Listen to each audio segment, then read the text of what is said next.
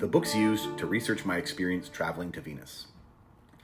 Okay, so before we delve into the more space-age content with this contact event, I'd like to discuss the books that I used to research this section.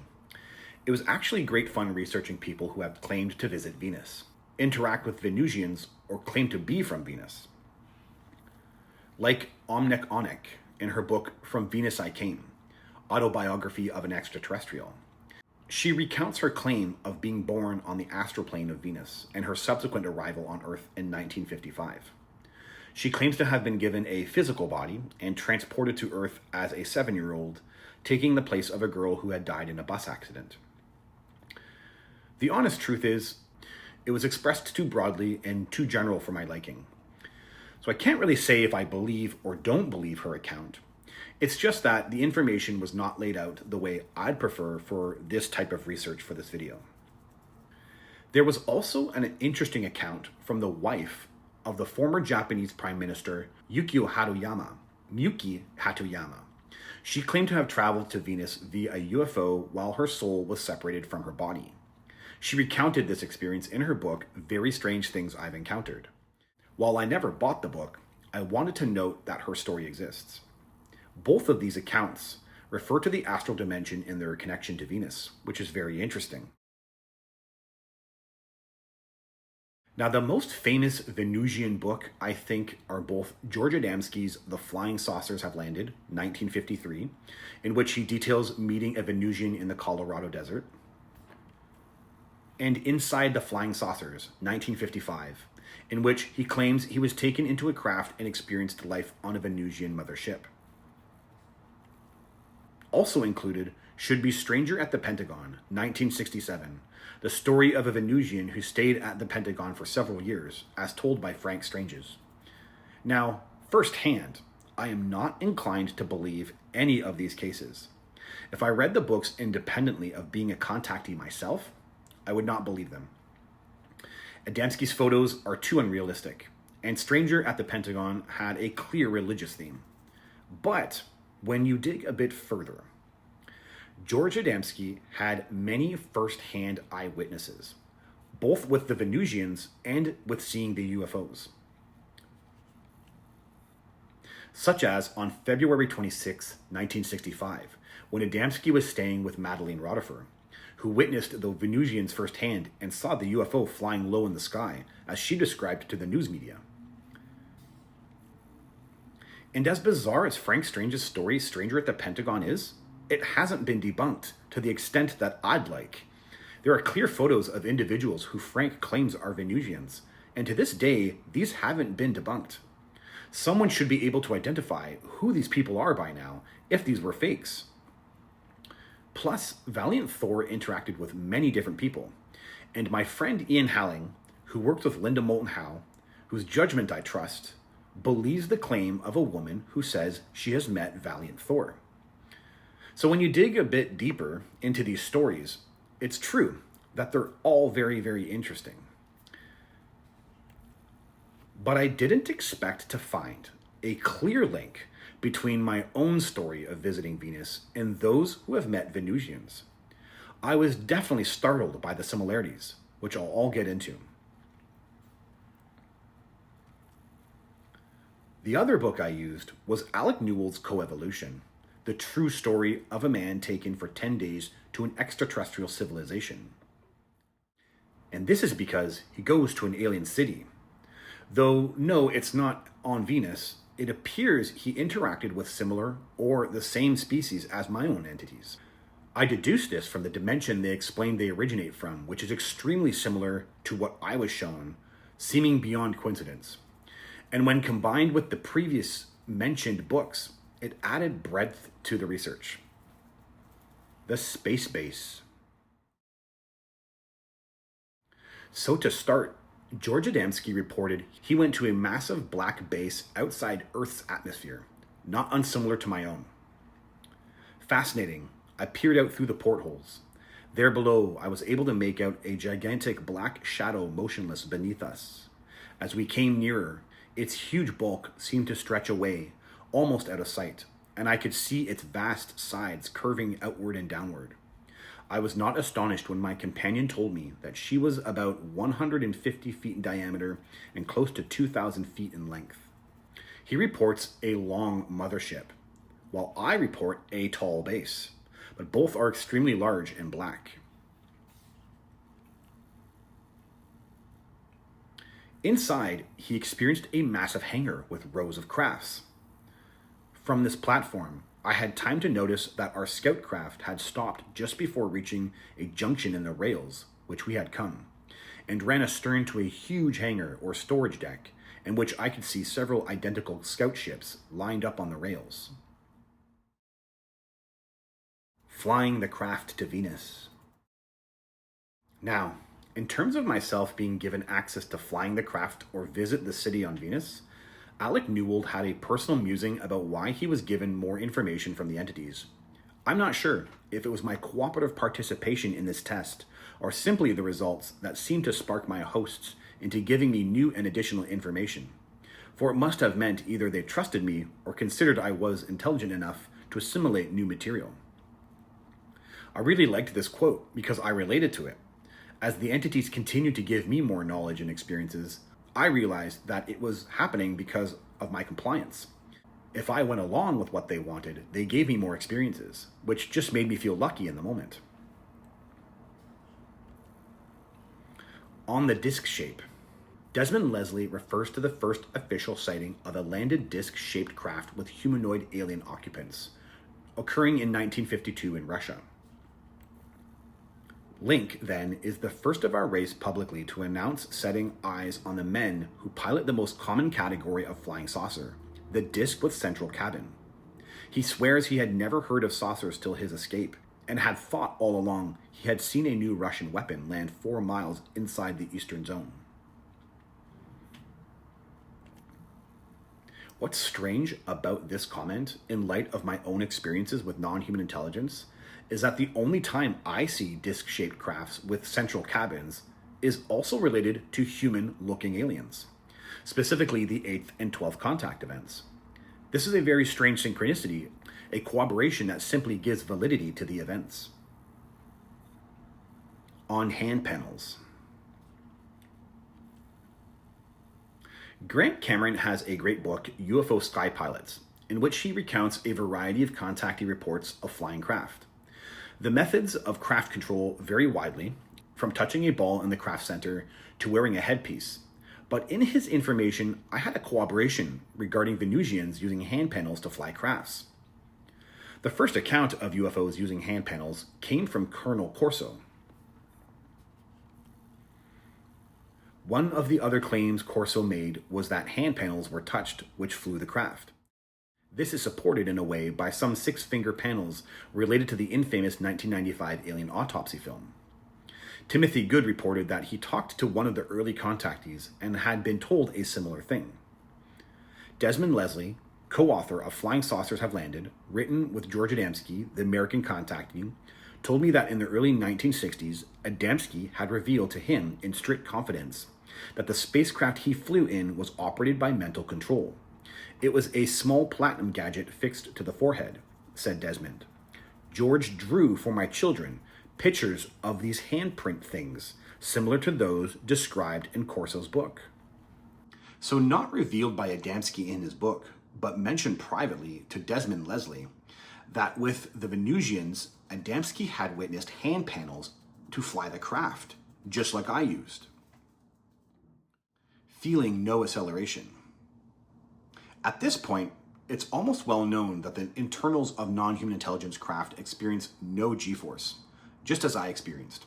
I was so engrossed in trying to solve this mystery, and at the same time to see and absorb every detail of this amazing little craft, that I was quite unaware we had taken off. Although I did suddenly register a slight feeling of movement. But there was no sensation of enormous acceleration, nor of changes in pressure and altitude, as would be the case in one of our planes going at half the speed. Regarding the crafts and their behavior, this next quote is not related to the 8th contact event, but rather the 12th, which was also a saucer-type craft. Just a moment earlier, the wall behind the bench on which we had been sitting had appeared solid, Now a round hole began to appear. I watched in astonishment while it continued to open, rather like the iris of a camera. Shortly, a porthole about 18 inches wide appeared. I experienced this in the craft of my 12th contact event, when I demanded to see the Elder and was flown to a base. Then what was a normal wall had turned into a hallway. On modes of the craft. So in the beginning of George Adamski's book, The Flying Saucers Have Landed, roughly the first 120 pages of the book are given to UFO researcher Desmond Leslie. And Leslie gives a section to the work of UFO researcher Dr. Meade Lane. Meade Lane was the director of Borderland Sciences Research Associates, a parapsychology and psychic research institute. Now, he was associated with Gerald Light, who was a well-known writer and lecturer in the metaphysical community in the 1950s. A letter written in 1954 to Lane from Light exists in which Gerald Light describes a meeting he attended between aliens and high-level military and government officials. This letter would become the foundation for what is believed to be the February 22nd, 1954 Eisenhower meeting with aliens. This connection only demonstrates that Meade Lane was associated with individuals knowledgeable at the time, as his research resonated with my own experiences.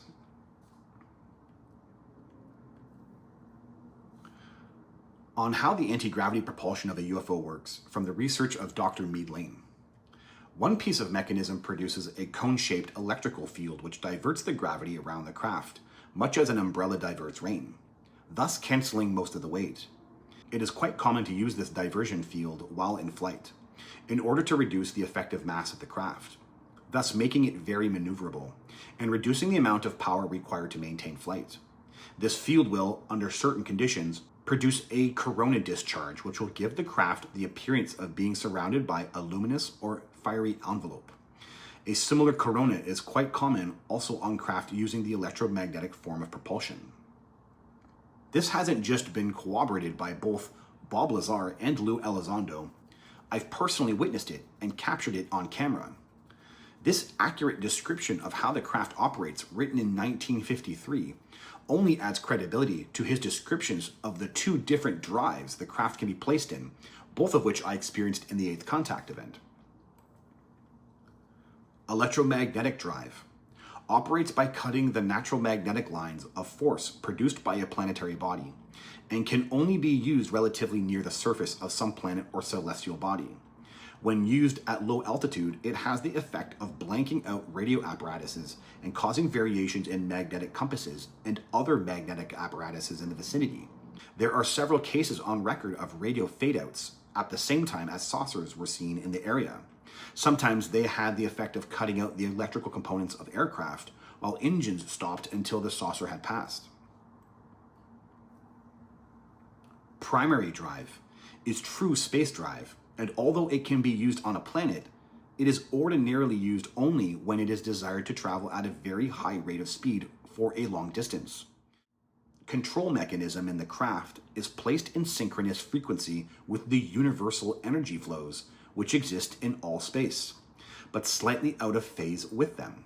Either lagging or leading phase can be used, depending on whether it is desired to travel with the flows or against them. The speed depends on the degree of phase angle, which in turn depends on the amount of shading power which the control apparatus can apply. I experience exactly this.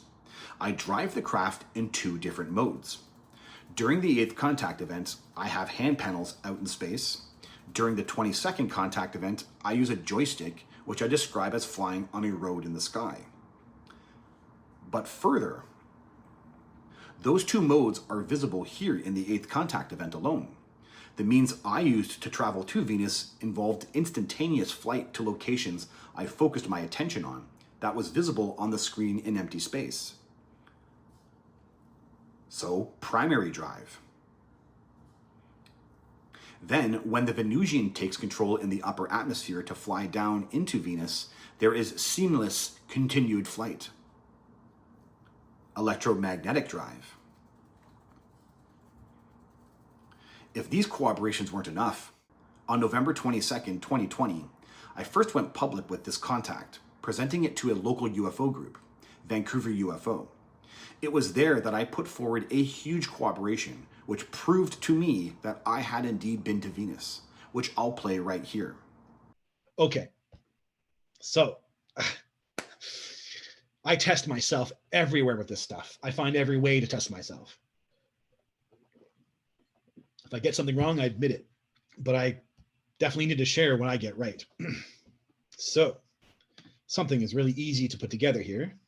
So on October 6th, I had never confirmed for myself. I knew where Venus was in my memory. I never confirmed if I actually could verify Venus was in that location on April of 1998. So here's my video. Oh, sorry. Okay, pause. Okay, so what I do is I meditate in the morning. I meditate every morning, and so before my meditation at about 8:30 a.m. on October 6th, after having done my second hypnotic regression, I was now excited to prove the details of this contact event. So here was me, and just play this, and you can figure it out for yourself. Okay, so this is my memory of my contact event where I go to Venus. This is where Earth was. The space station was outside of the Earth's atmosphere, right around here, and Venus was off in this direction. And then we flew from here, and we kind of ended up over here, coming at it from that angle. And yeah, I'm just recording this. This is Tuesday, October 6th that I drew this, and I haven't done any research yet to see if Venus actually is in this spot in April of 1998. Okay. So look back here. So that's the screenshot of the video. The video was recorded on October 6th, 8:30 a.m. I hadn't done any research. Listen, I'll just be transparent. That's the screenshot there. I did the screenshot at 10:33 of the video, which was recorded at 8:30 a.m. As soon as I was done my meditation, I was like, I got to figure this out. I got to see now. And this was the search I did on Google, planet positions 1998, and this is what you get right away. You get planets of the solar system 1998. theplanetstoday.com is a really awesome website, and they really just tell you what the position of the planets and the time of the year that you want to know. This is what comes up. So this was me screenshotting it at the moment I learned it. Oh my God. I snapped the screenshot. So that's 9:06 a.m. October 6th. So that's the picture. That's the shot. Let me do a side by side. People, I've gone to Venus, man. I've gone to goddamn Venus. It's accurate. Believe me, this is so effing real, man. This actually occurred. This happened. And yeah, like kick ass. It actually occurred. What's the chances of this? 1 in 12? Maybe that's the chances of it. That Earth could have been in any other position and Venus could have been in any other position. But that's bang on, man. We got out of the space station, and it was on the corner, like right there. I didn't have to go around the sun to get there. I didn't have to go back the other way across the sun. It was right there. And that's the memory. And I drew it on 8:30 a.m. and I matched it exactly. So I try everything I can to prove that these events are 100% real, because I know it sounds absolutely bonkers. I get it. But I can only do these kind of small things to show that this stuff is real and this stuff actually did occur. Just an additional note, it's truly fascinating to compare connecting with this craft to other non-human intelligence technologies I've experienced. When I connect to the craft to fly it, I don't feel the sentient God AI within it. I typically was experiencing the sentient craft through its transporters and interactions directly with it, such as the White Room or with consciousness holograms. But I don't experience it here. This doesn't mean it's not present. It's just not a non-dual device, if you know what I mean. When I connect with this craft, it would be more accurate to say that it expands the self, or the localized mind of the self. It's as if it operates on the ethereal mind, not directly with the spirit. Just an observation that I wanted to note. When I asked AI, why would you use an orange filter over the sun? It responded, "An orange filter over the sun, typically used for solar viewing or photography, reduces the amount of light and harmful radiation reaching the eye or the camera sensor, blocking out a significant amount of visible light and ultraviolet infrared radiation, while allowing a specific wavelength range of the yellow-orange spectrum to pass through." So this is what I witness in the craft, a filter over the sun.